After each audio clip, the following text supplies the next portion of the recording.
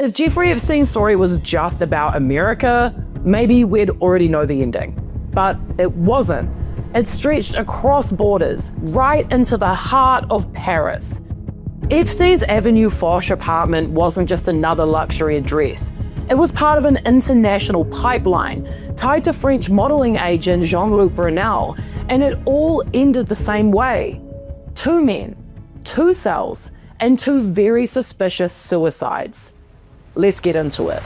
The Paris hideaway. Epstein's Paris apartment, set at 22 Avenue Foch, just steps away from the Arc de Triomphe. This wasn't just any flat. It was nearly 8,000 square feet of luxury. 8 bedrooms, 16-foot high ceilings, even a custom-built massage room. One of his former butlers, a Franco-Brazilian man who worked there for 18 years, described it bluntly. A great many women came through that room. He couldn't say if they were underage, but given Epstein's history, the implications hang heavy. Purchased through a French company in the early 2000s, Epstein eventually owned multiple units in the building. By the time the French police searched the place in September of 2019, just weeks after Epstein's death, it had already gained a reputation as a playground for powerful friends. According to reports, Prince Andrew himself stayed there multiple times. The butler even claimed the prince would stay for days without Epstein present, happily being served pasta gratin. In 2022, the apartment was quietly sold for almost $10 million to Bulgarian plastics magnate Georgy Tushev.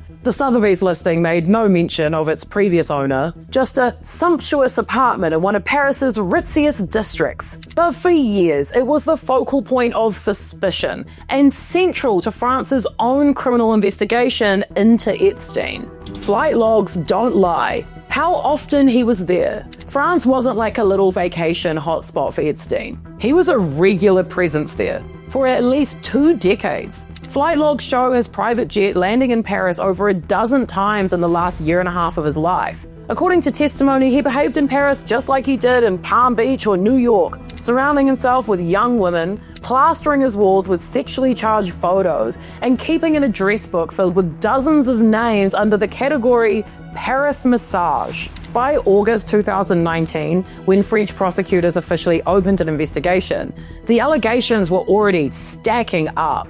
Advocacy groups like Innocence on Danger had gathered testimony from French victims and pushed hard for the inquiry. It is up to investigators to shed light on the use of this apartment, the group said, urging police to dig into what exactly went on behind those wrought iron gates. The French government itself was rattled. 2 junior ministers publicly demanded action, saying the US probe had exposed links with France that could not be ignored. And those links almost always led back to one man, Jeanluke Brunel. Who was Jean-Luc Brunel? To understand Epstein's French connection, you have to know Jean-Luc. Jean-Luc was a modeling agent, once powerful and influential, who co-founded the Karen modeling agency in Paris in the late 1970s, and later MC2 model management in Miami, the latter with Epstein's financial backing. His reputation, however, was infamous long before he knew Epstein. As far back as 1988, a CBS 60-minute expose accused Brunel of drugging and assaulting models. Nearly 24 women described him as abusive and predatory. He denied it all, but where there's smoke.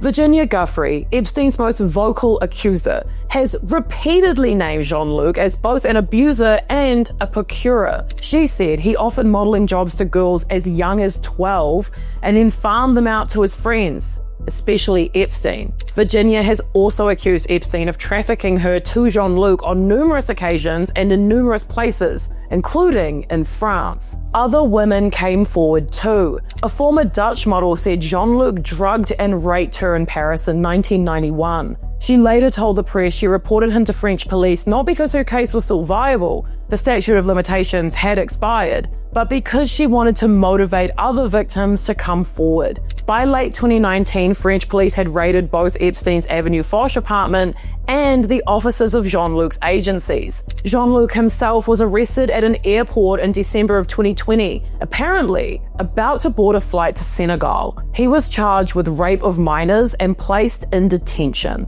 At that point, it looked like the French courts might finally bring some accountability where the American system had failed. Another suspicious prison death. But just like Epstein, Jean-Luc never made it to trial. On February 19, 2022, he was found hanged in his cell in prison in Paris. The similarities to Epstein's own jailhouse death were impossible to ignore. Both men, both central to an international sex trafficking scandal, both found dead in custody before they could testify. Officially, suicide. Publicly, sus. Victims were devastated. A lawyer for one of the victims called it a great disappointment, great frustration. The victims won't get justice. It is really hard not to see the symmetry. Two men, two countries, two scandals, and the exact same ending. Both dead before the full truth could come out. A network in the shadows.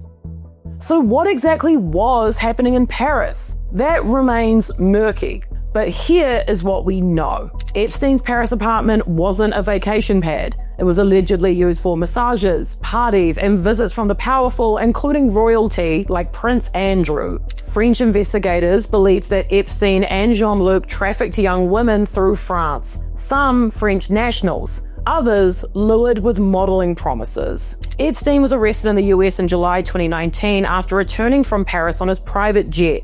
That was one of his last international trips. By the time of Epstein's death, at least 3 victims had already spoken to French prosecutors about their abuse that took place in Paris. What's striking is how deep Jean-Luc really was in Epstein's orbit. He wasn't just a friend. He allegedly supplied the very pipeline of girls that kept Epstein's world turning. If Maxwell was the recruiter in the US, Jean-Luc may have been her European counterpart. And like Epstein, Jean-Luc's little black book was filled with famous names, former models, politicians, businessmen, even royals. Most denied any wrongdoing, but the overlap in circles, fashion, finance, politics, and monarchy shows just how protected men like Epstein and Jean-Luc felt. The legacy of Avenue Foch. Today, the Avenue Foch apartment has been wiped clean. No massage tables, no damning photographs, no scandal mentioned in the glossy Sotheby's listing. Just another multi-million euro home in one of the world's most expensive zip codes. But to victims and investigators, the apartment is symbolic. It represents Europe's complicity in the scandal, a reminder that Epstein's reach wasn't limited to American borders. France had its own role to play, and Jean-Luc was at the heart of it. And yet the most damning questions remain unanswered. What exactly happened inside those walls? How many victims were French? Who else walked through those doors and looked the other way? We may never know. Epstein and Jean-Luc took those secrets with them to the grave, conveniently. So yeah, Epstein had his island, his mansions, and apparently a Paris palace too. Who knew crime came with this much real estate? If you want the rest of the story, the stuff that never makes the headlines, then subscribe and stick around because I just be digging into this these days. I'm deep in the files. Bye!